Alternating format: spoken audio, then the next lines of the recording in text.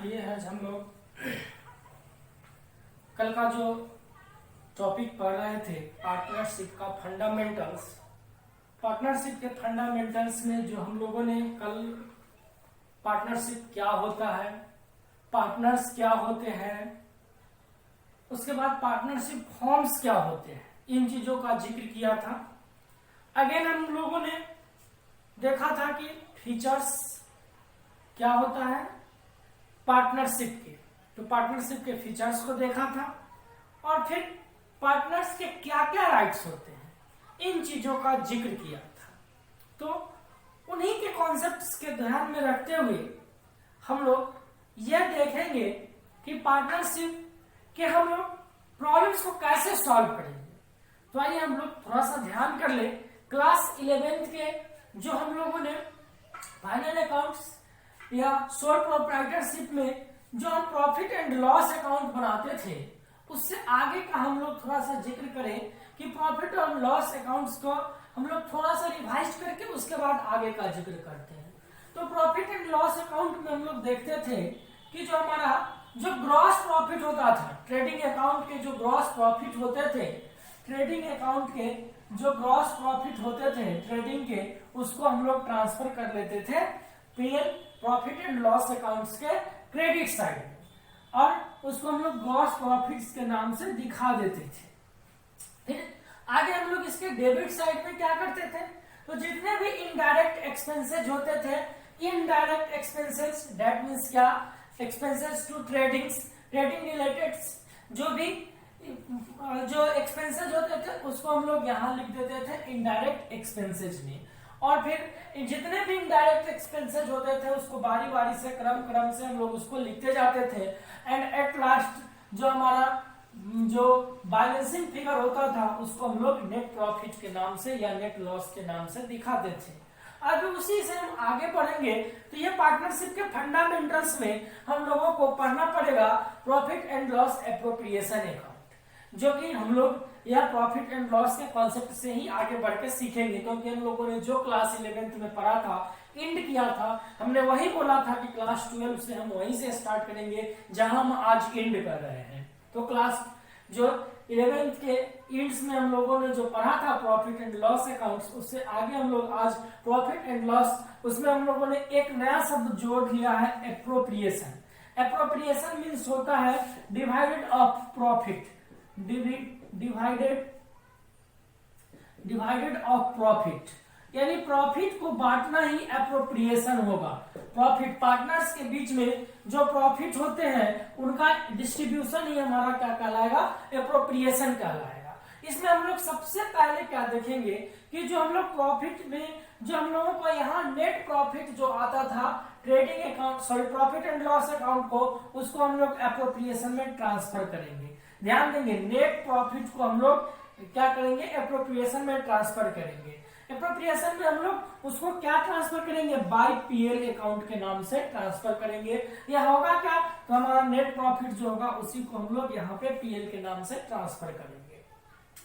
और इसका हम लोग यह भी ध्यान रखेंगे कि यह जो प्रॉफिट एंड लॉस अकाउंट है उसके बगल में हम अगर नॉमिनल लिख दें, नॉमिनल अकाउंट, तो आपको कोई डाउट्स नहीं होना चाहिए, क्योंकि हम जानते ही हैं कि जो हमारा profit and loss appropriation account है वह क्या होगा, नॉमिनल अकाउंट होगा। तो नॉमिनल अकाउंट के जो कॉन्सेप्ट है उस पर हम लोग थोड़ा सा जिक्र करेंगे। तो देखेंगे कि नॉमिनल अकाउंट में हम लोगों ने पढ़ा था कि जितने भी जो डेबिट किसको करते हैं, तो जितने एक्सपेंसेस और लॉसेस होते हैं उसको हम लोग डेबिट करते हैं, जितने गेन और प्रॉफिट होते हैं उसको हम लोग क्या करते हैं, क्रेडिट करते हैं। तो वही काम हम लोग यहाँ भी करेंगे। तो जितना भी कंपनी के फर्म के पॉइंट ऑफ व्यू से मान लेते हैं, ये ऊपर वाला को हम साफ करके आपको बताते हैं।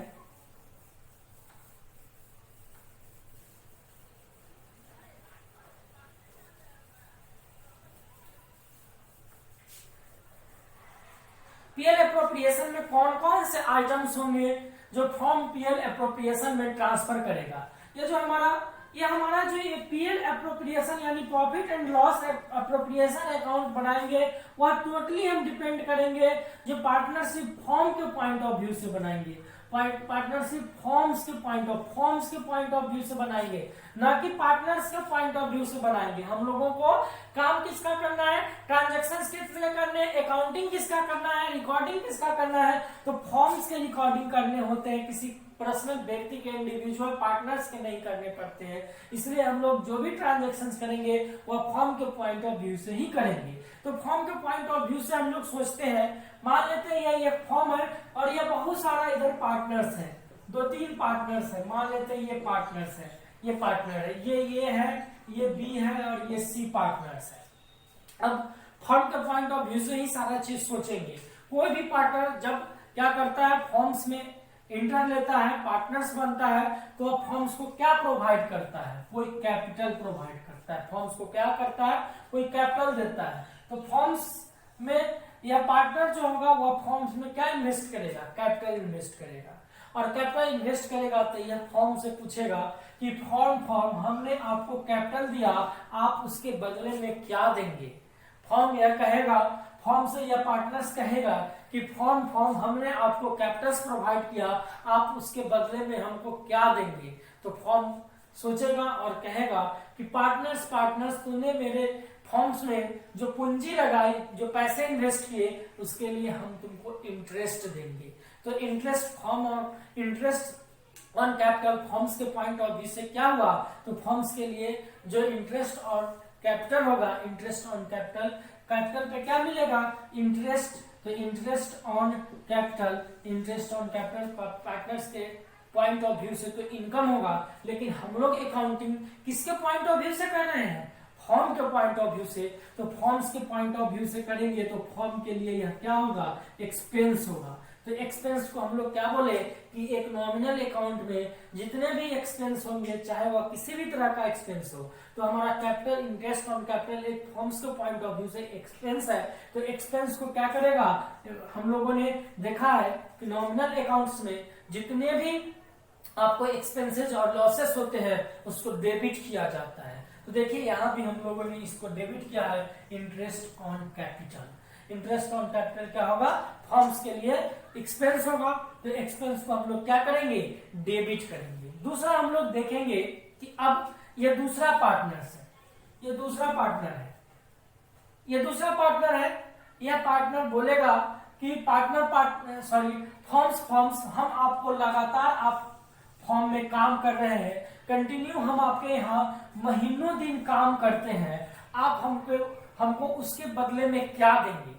यह दूसरा पार्टनर फॉर्म से पूछता है कि फॉर्म हम कंटिन्यू पूरे महीने आपके यहाँ वर्क करते हैं, काम करते हैं, उसके बदले में आप हमको क्या देंगे। तो फॉर्म बोलता है कि पार्टनर तुम मेरे यहाँ जो कंटिन्यू काम करते हो उसके बदले में हम तुमको सैलरी देंगे। तो अब बताइए कि सैलरी क्या हुआ, सैलरी फॉर्म्स के पॉइंट ऑफ व्यू से सैलरी क्या हुआ, इनकम या एक्सपेंस। सैलरी एक्सपेंस हुआ, तो एक्सपेंस को हम लोग कहाँ रखेंगे, एक्सपेंस को हम लोग यहाँ लिखेंगे, फिर डेबिट करेंगे to partners salary. Partner salary को हम लोग क्या कर दिए, डेबिट कर दिए।